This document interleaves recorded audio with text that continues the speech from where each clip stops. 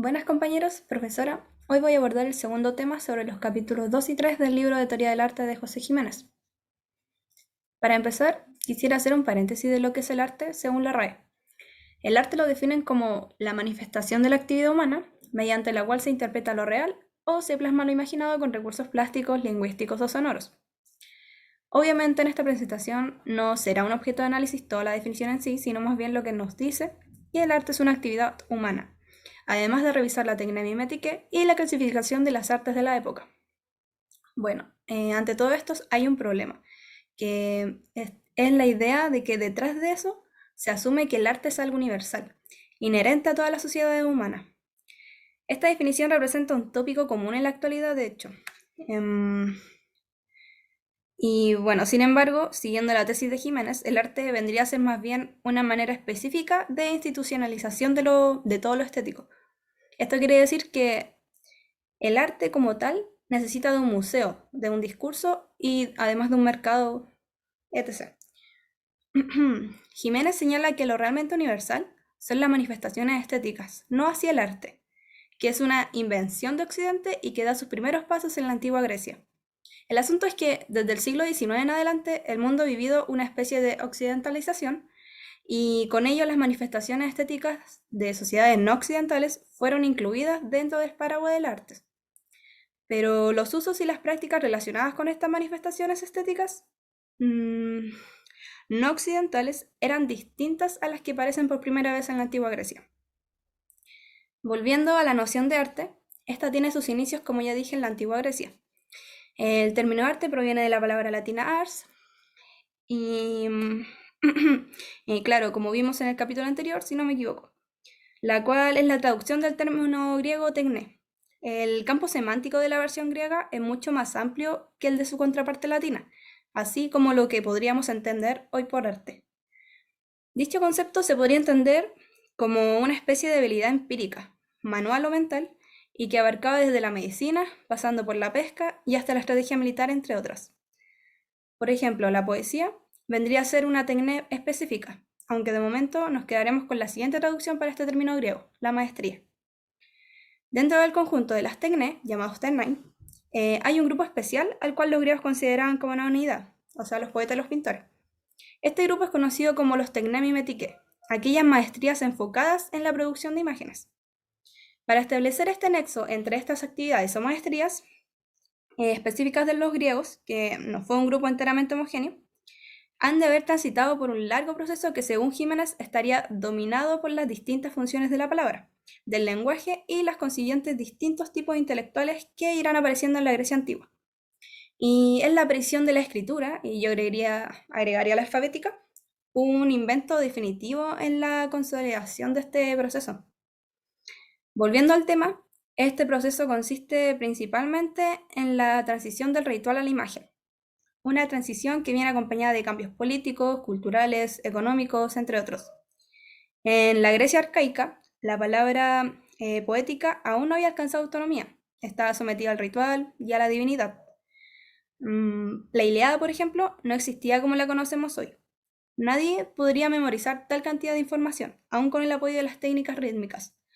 Los poetas dramatizaban fragmentos de la misma dependiendo de dónde se encontraban y a quién tenían como público. En una sociedad como esta, aún no había dentro de la mentalidad griega una noción de unidad de las artes, entendidas como tecnemiometike.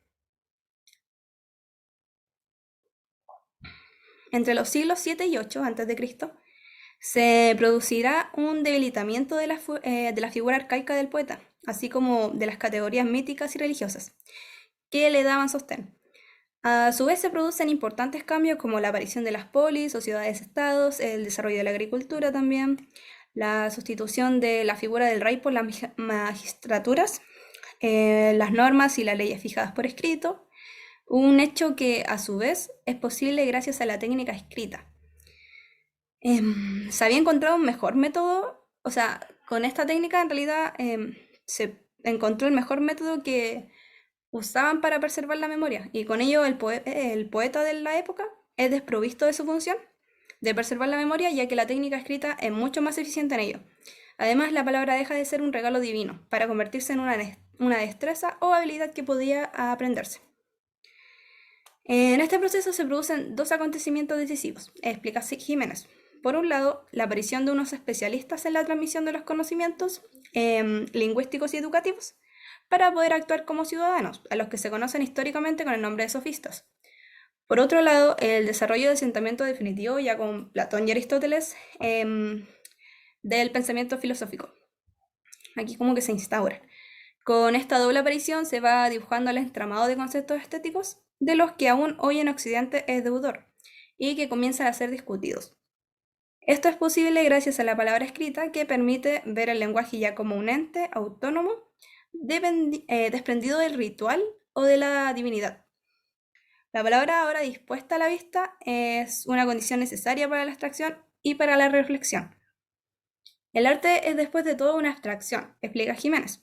Es gracias a esto que es posible ver la poesía o la pintura como entidades separadas de rituales, ceremonias o juegos, y a su vez es posible ver en ambas que comparten algo en común.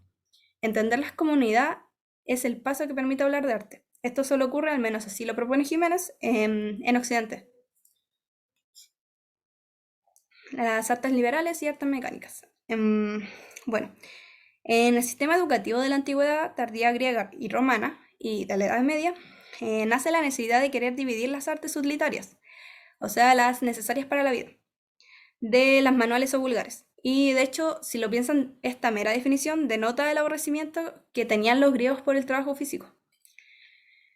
El primero en fijarlas en número de 7, septena artes liberales, es no obstante Capella, en el siglo V. Esta división sirvió para establecer a los estudios durante la Edad Media. Así, a partir de la reforma de las enseñanzas aparecen las artes liberales, que serían la geometría, aritmética, gramática, astronomía, música, retórica y la dialéctica. Las artes liberales servían de introducción al estudio de la teología, que era su objeto y a la cual estaban subordinadas. Y en el transcurso de la Edad Media se les daba importancia más al primer grupo que al segundo. Bueno, igual todo según los periodos y los enfoques doctrinales del momento, claro. Estas dos clases formaban las 7 artes liberales y tenían bastante relación con lo que después de las guerras púnicas formaban la base de la educación de los romanos. Bueno, igual quisiera definir unas cuantas artes liberales. Por ejemplo, entiéndose por gramática la de la lengua latina, porque la lengua griega no se estudiaba sino en muy pocas escuelas. De hecho, más bien se daba a conocer las letras, las sílabas y las diferentes partes del discurso. La dialéctica estaba reducida a las definiciones de las ideas generales, sobre todo de las categorías, de las divisiones y de las explicaciones. También se veía la enumeración de las formas y las figuras de su argumentación.